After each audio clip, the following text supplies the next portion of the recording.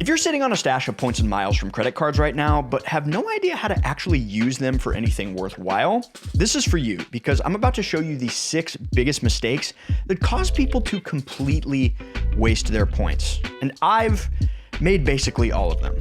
Over the past few years, I've used points and miles to book over $150,000 worth of travel, including this $15,000 first-class flight to Tokyo, this insane Emirates private suite, and taking my whole family to Europe in lie-flat business class, among many others. But I've also watched countless travelers, smart, experienced people, completely blow their points by making these same 6 mistakes. So whether you're brand new to this whole points and miles thing, or you've been earning points for years and just haven't pulled the trigger yet, stick around because I'm gonna show you exactly what not to do. Let's dive in. All right, mistake number 1, and this is the foundation that trips up everything else. You earned points without a goal, no destination in mind, no actual trip you're trying to book. You just signed up for a credit card because someone said, get points, they're valuable. And now you're sitting on this random collection of miles across 5 different programs that don't even work together. I know it's very popular in this points and miles world to tell people to just book the best deal you can find and then build your trip around that. But the problem with that is, especially if you're newer to this, is without a plan, you end up with points that may not even help you get to where you actually want to go. I see this all the time. Someone has 30,000 United miles, 25,000 Delta miles, 40,000 Southwest points, and none of it is enough to book the international trip that they actually want to take. And so the fix is beginning with the end in mind and knowing what you're earning for before you start earning. You don't need to have exact dates locked in, but even a rough goal is way better than just flying blind. For example, a goal of, I just want to take a few trips per year to see my sister in Washington is way different than next year I want to take my family of 4 to Japan in lie-flat business. And they'd require completely different earning and redeeming strategies. Which brings me to mistake number 2. You're earning weak currencies. Not all points are created equal. What that means is you could have 2 credit cards with what appear to be identical welcome offers. Card 1 offers 100,000 points and so does card 2. Which one would you choose? Well, my answer is I need more info. If card 1 is 100,000 United miles and card 2 is 100,000 Chase Ultimate Rewards, I'm choosing card 2 every single time. Why? Well, at the time of filming this video anyways, United miles are valued at around 1.3 cents per point, and Chase Ultimate Rewards are valued at 2.05 cents per point, and you can use them in way more places. In other words, the value of those offers shouldn't be seen as 100,000 points versus 100,000 points.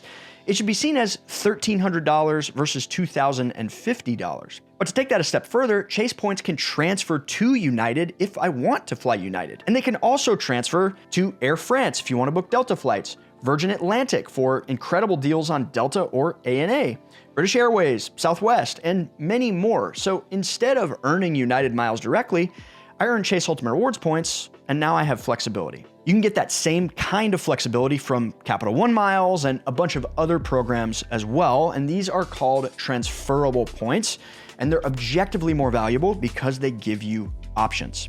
So if you're already earning through cards like the Chase Sapphire Preferred card or Capital One Venture X Rewards credit card, you're in a great spot. But if you're new to this whole points and miles thing, or you just have like a random smattering of airline miles, either one of those cards would be a very great place to start, and I've included links in the description box below so you can learn more. You'll find all the legal affiliate disclosures down there as well. Hey, I am on a mission to help more travelers just like you use their hard-earned points and miles to actually book epic trips. I care about it so much, we launched a whole second channel. So if you're getting value out of this video and you want to see more content like this, hit that subscribe button for updates and hit that like button so that YouTube knows to suggest it to other travelers like you. Thanks. All right, mistake number 3 is one I'm honestly guilty of sometimes. Chasing the perfect redemption. You've heard about these legendary sweet spots, like flying from Atlanta to London for 15,000 points round trip. So you start researching, You're reading blogs, watching videos, checking award charts, but you're so afraid of getting a crappy redemption value, you never actually book anything.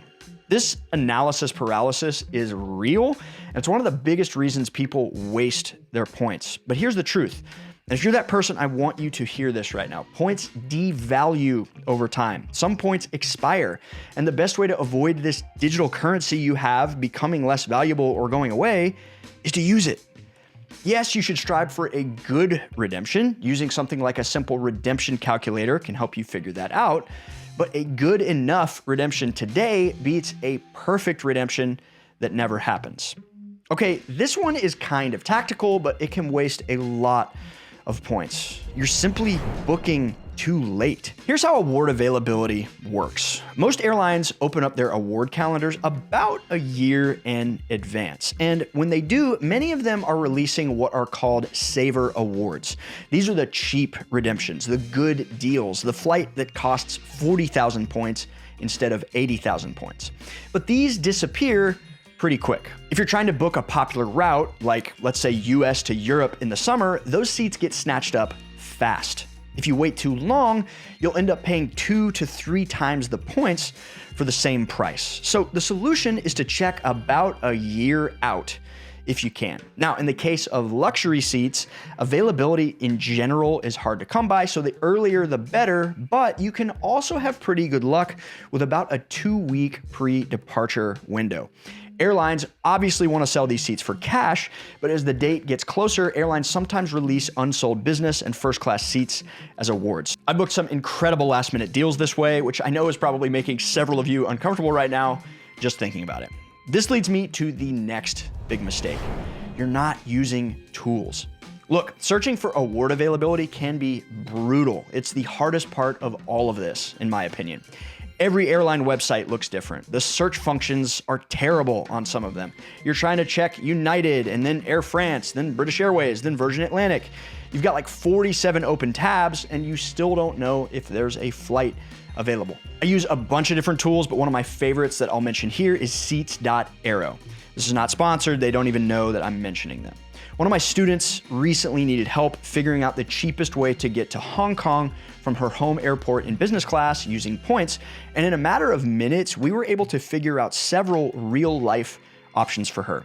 I had another student who didn't have a lot of direct flight options, but was willing to take a repositioning flight from the US to mainland Europe, and then they would take a train or a cheap flight from there. And Seats.aero's broad search feature helped us find several options.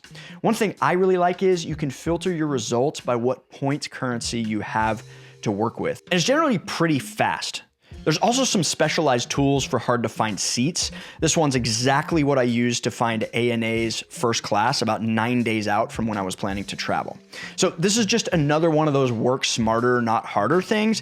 And it's just one of the things I teach my students in Redemption Roadmap, which is my step-by-step system for turning your hard-earned points into real life trips. I linked more info below. All right, last one, and this might be the most expensive mistake on the list. You're only redeeming through the travel portal. Look, I get why people do this. Portals are easy. You signed up for a Chase card. You got the big welcome bonus. All the points are sitting in your account.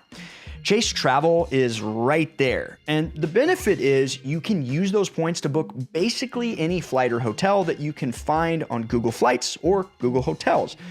The problem is, it's almost never a better value than transferring your points directly to partners. Here's an example flight that I booked from Chicago to Warsaw. On Google Flights, this costs $4,021. In Chase Travel, it's $4,047 or almost 270,000 points. But I booked this flight for only 70,000 Aeroplan points I transferred directly from Chase Ultimate Rewards, which is nearly 4 times the value. And the only thing that changed was how I was searching. Often, if you're booking international flights, premium cabins, or luxury travel, transferring to partners is just the move. Now, I'm not saying never use the portal because sometimes it makes sense. So if you want to go deeper on that and see exactly how to redeem your Chase Ultimate Rewards points for maximum value, check out this video right here. Thanks so much for watching. Happy travels.